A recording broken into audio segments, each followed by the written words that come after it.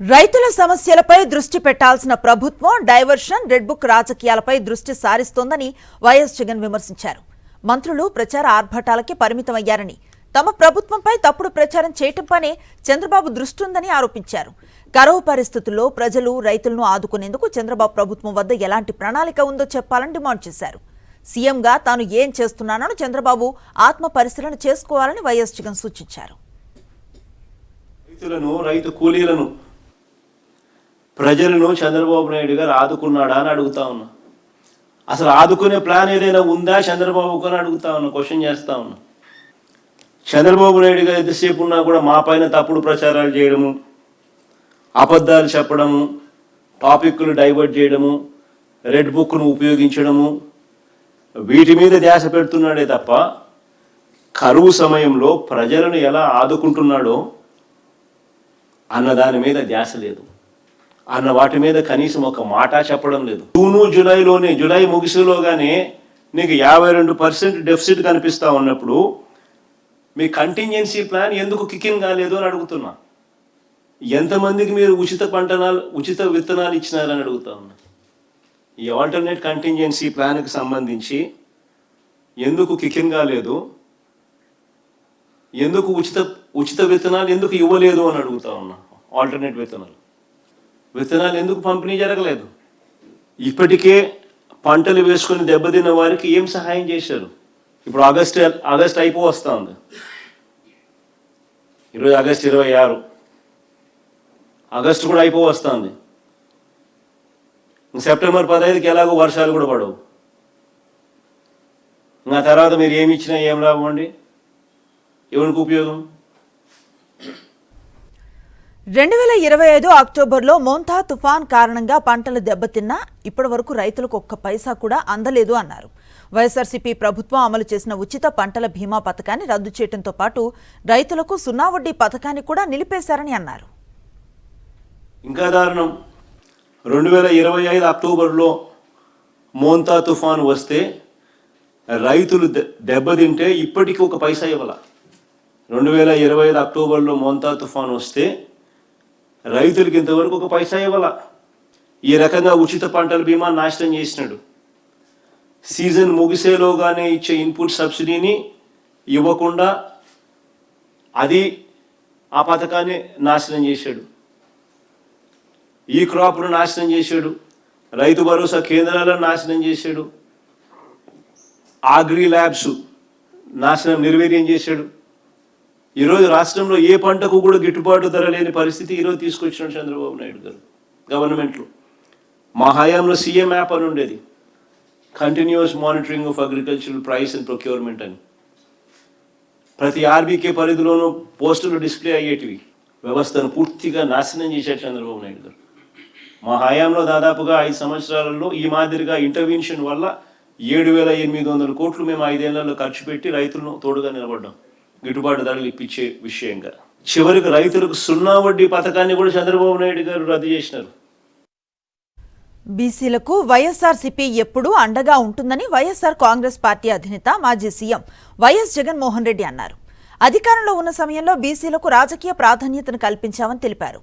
లోక్సభలో మొత్తం 25 ఎంపీ స్థానాలు ఉండగా బీసీలకు 11 స్థానాలు ఇచ్చామని, అలాగే రాజ్యసభలో మొత్తం 11 స్థానాలకు గాను బీసీలకు 4 స్థానాలు కల్పించామని, ఎమ్మెల్సీ స్థానాల్లోనూ బీసీలకు పెద్దపీట వేశామని జగన్ తెలిపారు. వైఎస్ఆర్సీపీ ప్రభుత్వం వచ్చిన తర్వాత రాష్ట్ర కోటాలో భర్తీ అయిన 11 రాజ్యసభ సీట్లకు 4 బీసీలను పంపించింది ఎవరైనా అంటే అది జగనే. అంటే దాదాపు 36% ప్రాతినిధ్యం ఇచ్చడం. అదే చంద్రబాబు నాయుడు గారు 2014 నుంచి 19 ఆయన ప్రీవియస్ రెజ్యూమ్ ఒకసారి గమనిస్తే ఒక్కరిని పంపించాల రాజ్యసభకు బీసీలను. మేము 4 పంపించినాం, 11 మందిలో 4. 36%. 25 లోక్సభ సీట్లలో 11 బీసీలకే ఇచ్చాం, అంటే 44% బీసీలకే ఇచ్చాం. 58 ఎమ్మెల్సీల్లో 58 ఎమ్మెల్సీ స్థానాలకు 28 స్థానాలు బీసీలకు ఇచ్చినాం. 28 ఎమ్మెల్సీలు బీసీలకు ఇచ్చినాం. కౌన్సిల్లో ఈరోజు 58 కౌన్సిల్ సభ్యుల్లో 28 బీసీలకే ఇచ్చి నిలబెట్టాం. మేము పంపించిన 58లో అంటే 48% వాళ్ళకే ఇచ్చినాం. స్థానిక సంస్థల్లో బీసీలకు పెద్దపీట వేశామన్నారు వైఎస్ జగన్. జెడ్పీటీసీ స్థానాల్లో మొత్తం 639కి గాను 227 స్థానాలకు బీసీలకు ఇచ్చామని, ఎంపీటీసీ స్థానాల్లో 8298కి గాను 3361 స్థానాలు కేటాయించామని చెప్పారు. జెడ్పీ చైర్పర్సన్, మేయర్, మున్సిపల్, నగర పంచాయతీ చైర్పర్సన్ స్థానాల్లోనూ బీసీలకు సముచిత ప్రాధాన్యతనిచ్చామని వైఎస్ జగన్ తెలిపారు. 13 జెడ్పీ చైర్పర్సన్ పదవులు ఉంటే 6 అంటే 46% బీసీలకు ఇచ్చినాం. 13 మేయర్ పదవులు ఉంటే అందులో 9 అంటే 69% బీసీలకే ఇచ్చినాం. 636 ఎంపీపీ స్థానాలు, మండల్ ప్రజా పరిషత్ ఎంపీపీ స్థానాలు 636 స్థానాల్లో 239 అంటే 38% బీసీలకే ఇచ్చినాం. మున్సిపల్ చైర్పర్సన్ పదవులు 84లో 44 అంటే 53% బీసీలకే ఇచ్చినాం. 639 జెడ్పీ స్థానాల్లో